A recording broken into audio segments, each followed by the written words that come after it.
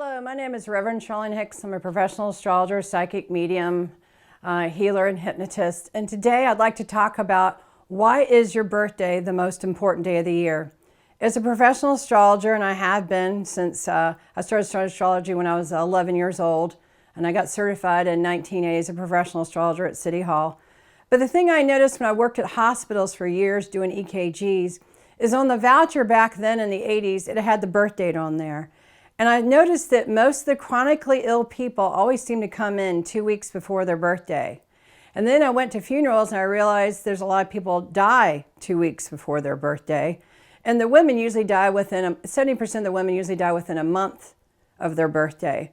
So people say there's nothing to astrology. Well, if there isn't, then why do so many people come to the hospital right before their birthday or have surgery before the birthday? So, in astrology, the time that you're born and the aspects of that, the 10 planets we look at in astrology, your chart is actually a time clock of your life here on the earth plane. It will show me whether you get an early start in life, a late start in life, if you're going to break a toe at the age of 42. If you're predisposed to your dad has heart issues, that will show up in the chart. If your mother is not mentally well or is going to be put into a mental institution or have a psychotic break, that actually, believe it or not, shows up in the chart. It depends on how accurate the person is as far as seeing these things, and I've seen this over and over again in people's charts from day one.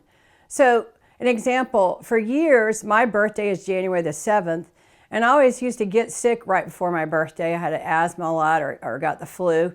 And I thought, why is it I always see? And then everybody else I seem to look at, they seem to get sick before their birthday.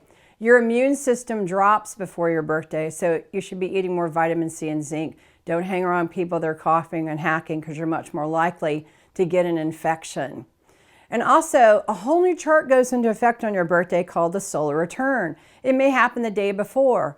And those charts are excellent for forecasting what's coming up for you the year, about your business, if you're going to get pregnant, if you're going to get married, or you're going to take a trip and you're going to be gone traveling the rest of the year or get a new house.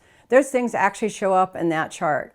So your birthday is very, very important in knowing these things because, Hippocrates, was the father of modern medicine.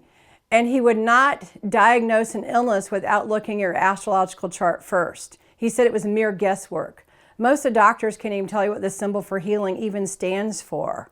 So the astrology chart describes 4 levels that you're working from. You have a spiritual body, a mental body, an emotional body, and a physical body. So sometimes in your life this year may be more about decisions. The next year may be more emotional about relationships. It actually shows up in your chart. It shows you if you're going to live in the south, the north, the east, or the west. And it shows those time frames when that significant person that you've been looking for your whole life shows when they're actually going to show up. So would this information be helpful to you? Yes, it would, because when I work for corporations and individuals, I can document this information years in advance, 3 to 10 years in advance. Colonel Sanders' chart showed that he'd be 65 years old before he achieved the point of illumination. He had retired, was collecting Social Security when he mixed up the 11 herbs and spices. My friend Richard, who is a very famous photographer, he died 2 weeks before his birthday and he was not even 40 years old. My father showed up in my chart for the year in my solar return, and it showed down to the day that he would make his passing. And I knew it would be when the planets were at 29 degrees of Scorpio, and he died at 10 a.m. on November the 21st when the sun was exactly at 29 degrees of Scorpio. And I knew that back in January, long before that happened. So as an astrological forecaster and a forecasting expert, I've read for more than 25,000 people. This is information that I find to be very helpful to you. To be forewarned is to be forearmed. I don't tell you scary things. I tell you things that are beneficial and helpful. There was a lady that came for a session last year, and I told her that her astrological chart shows that by April the 18th, she would not be working for her company, and she made them a lot of money. I told her, you really need to think about if you get fired, what are you going to do? What options do you have? And she said that would never happen to her because she made them a lot of money. And she did not want her recorded session. First week of May, she calls me up and asks for this session to be given to her.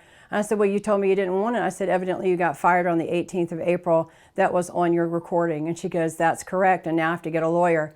Do you think that information would have been helpful to her if she'd taken the recording? Yes, it would have. She chose not to.